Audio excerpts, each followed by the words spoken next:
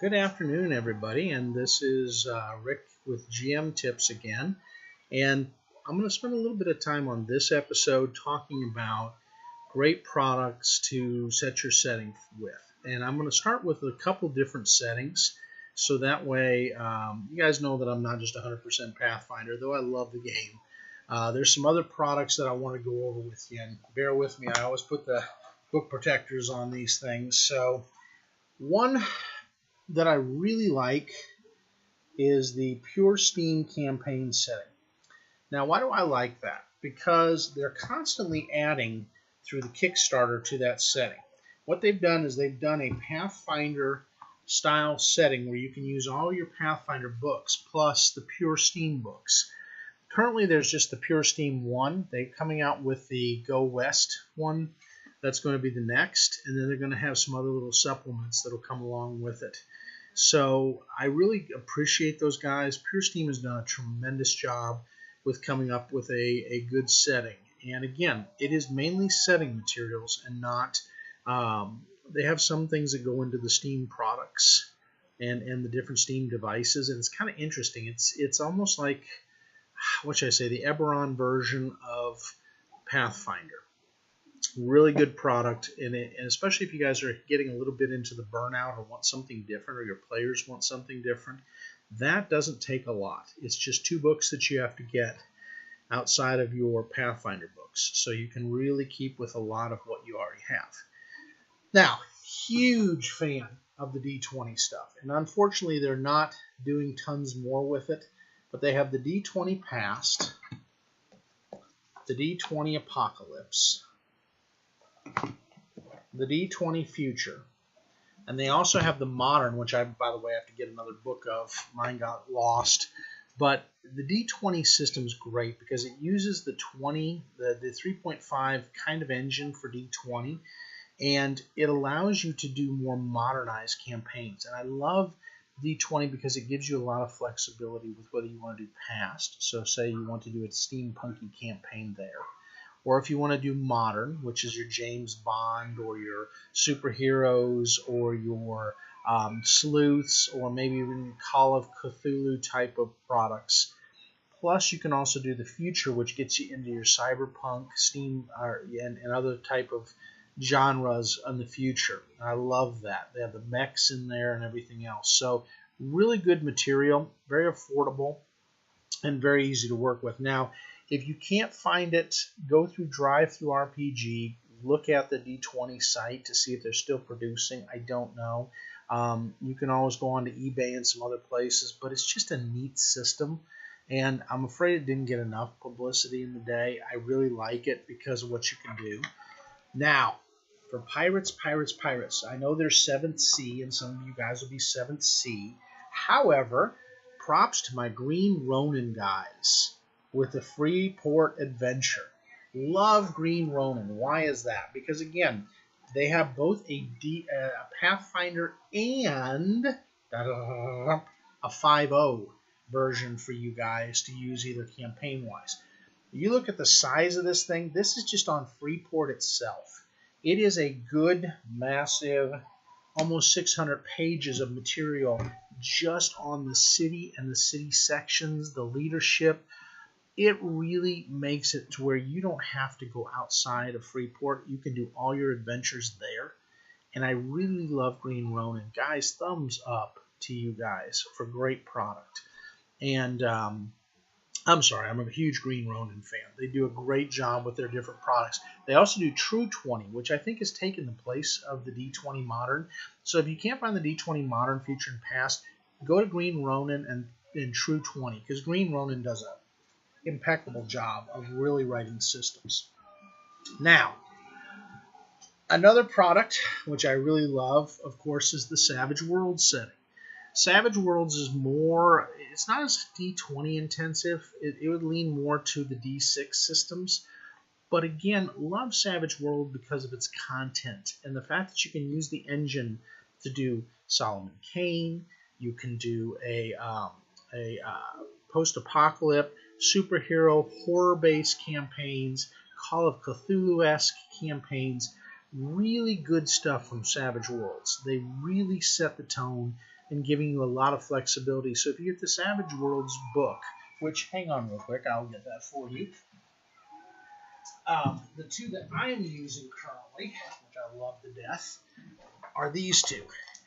And the first one is the Savage World book. Love Savage Worlds. It's a nice book. It's not too thick for the GM. Got all the feats and all the things that you need, plus how to do things, experience, and everything else. So great system in a very compact design. And also, for those of you that want to get into things, I love Broken Earth. Broken Earth talks about when the earth falls apart for all kinds of different reasons. And you can take it different directions on why it fell apart and how it fell apart. But it's just kind of cool. It's a little different than just zombies, which some of you love that. It does have that if you want it, but it's not just zombie. So, those are some great campaign things that, and again, I don't go too far into depth. It's just the fact that I find these really fun to role play and GM. So if your people are getting a burnout, or if you want something a little different flair, go with those. Now to my Pathfinder people who love to watch these things, and thumbs ups to you guys. Love the support so far. There's a couple adventure paths I love and love for modification. You guys know I love the Carrion Crown. Near and dear to my heart. Carrion Crown is one of the best horror adventures that you can modify any way you want. Before we get into the settings, Paizo, great job on the cards. Love condition cards. Here's the reason why. Say your player gets stunned, they get blinded. You can put these cards right by them, and it gives you the description whether it's that,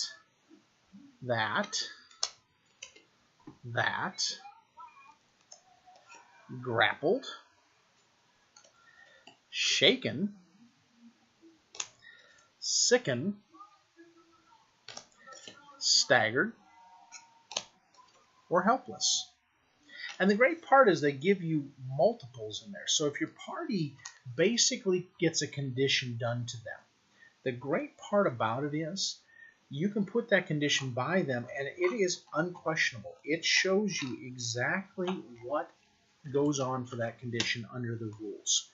I love it because it simplifies, let's dig into the books and figure out what happened. For you starting GMs, that's going to be a huge deal. For me, I'm a veteran one almost, and I'm loving it because for me, it's just a lot of fun to be able to pull that out and do that, and less headaches and less questions.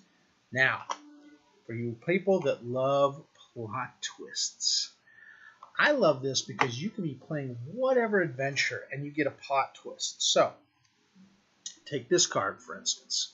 It has 4 different plot twists on it. What it says is, pride, you underestimate your foe. You waste your money on fancy clothes. You insist on doing a job right. Overconfidence proves your undoing. You can slap that down in a situation just to add some fun to the adventures. And they got tons of different ones. Or you can have your guys pull one just for a little bit of fun. And what it does is it throws a new tangle into the thing. And the great part is, you're not the one just dumping it on them. They're controlling their own fate as to what twist happens. Of course, my 2 favorites. The critical and the fumble. Critical and fumble. Always great. So you can use these whether it's Pathfinder, whether it's D&D 5e, whatever campaign. As long as it's like a D20 based campaign, it's great. And if it's not, so what? Then turn around and adapt it to your campaign. It is usable across the board. Love those cards. Now, for adventure paths. Like I said, Carrion Crown, hands down, is one of my favorites. I love Reign of Winter. That is the current one that we're working with. And let me tell you, this is just one of the many. It's an all winter-based campaign. Love it, love it, love it. Fun campaign to take your players in. Now, this is adaptable to 3.5. It is adaptable to 5e if you want to take it in. You just got to turn your monsters to the monster manual in there versus what's in there. And it's real fun to play. Now, where are my next favorites? I'm a pirates guy. I love Skulls and Shackles. You want to talk about a pirate-based, water-based, fun, and just all-around twisty-turny little ride. Skulls and Shackles. You want to do something different. You like the idea of taking on demons, demons, demons. Well, this one's great because not only does it allow you to fight the demons that are plaguing Sikoris in that area up in the north, in the Whirlwound, but it also allows you to get into Mythic Tiers and play with those. And let me tell you, Mythic Tiers can make a fun game. Gotta remember, your players are going to go a little wonky in their ability to take things on with the Mythic Tiers because they're tougher than normal. Now, if you like the flavor of the Far East, which I do, it's the Jade Regent. And this is such a fun adventure because it starts off in Aveston, the world of Golarion, which you can make it anything in any world you want. Pick your place. In a very familiar city of Sand Point, which I mentioned in places that are familiar. Start your players with. And it goes from there to the Orient side of their world. And the journey itself is such a little fun, twisty little ride that it allows you to do a ton of different things. All right, I can't leave out mummies, mummies, mummies. Yes, this is it. Your Egyptian campaign. And I love it for a lot of reasons. Just because it gets you into that. And I've got the scenery already going that my beautiful fiance is working on for that adventure. Dig into the paths and the products. And I recommend these because I love them. They're personal favorites for the reasons I give on those. And the fact that they were easy to modify for me to make them a little more fun. I had my first TPK, God forbid, in Skulls and Shackles. And some of these you're going to have. And it was by the player's fault on that one. Not one that I designed. Because they went in guns blazing and learned that that was the wrong thing to do as a pirate. Just remember, you get to do a lot of fun things. You get to do ship battles in there. You get to use some other tools that you normally don't get to use. Not giving too much spoilers because I know the players can watch this, and so I don't want to give too much away. Desert adventures are always fun, like with the Mummy's Mask. It's your old Indiana Jones treasure hunter type of thing.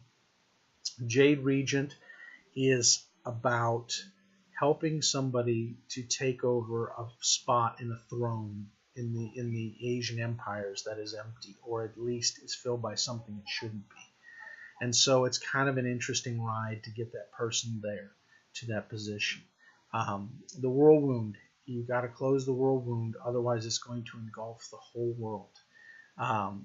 Winter, the reign of winter. Winter is coming to the world of Golarion, and you are going to be spun right in the middle of all of it and seeing how it's going to play out for you and your characters in your portion of the world.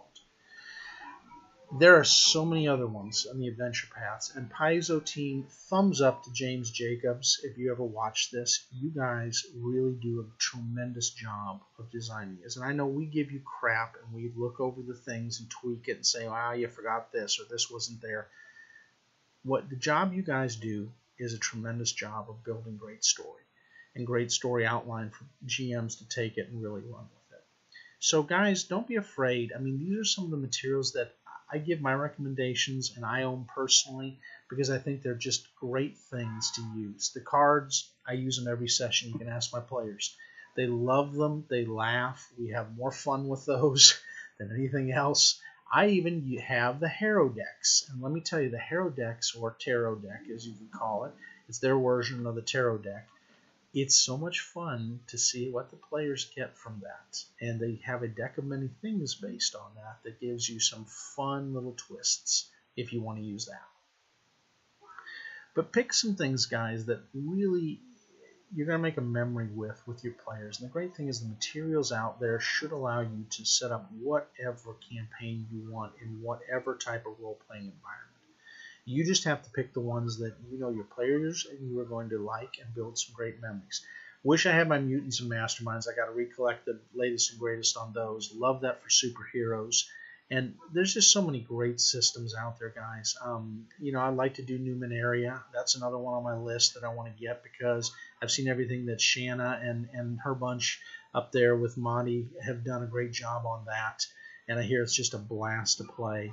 I've got my Shattered coming in. I love that off of my new Kickstart. I can't wait. It is a nightmare world where things have gone wrong. And it's kind of a Ragnarok-y world, which will be a lot of fun to play. So I hope you guys take a lot away from these. I hope these are helpful. And I'm going to keep doing them until you guys tell me cut it out. All right? Thanks and have a great week.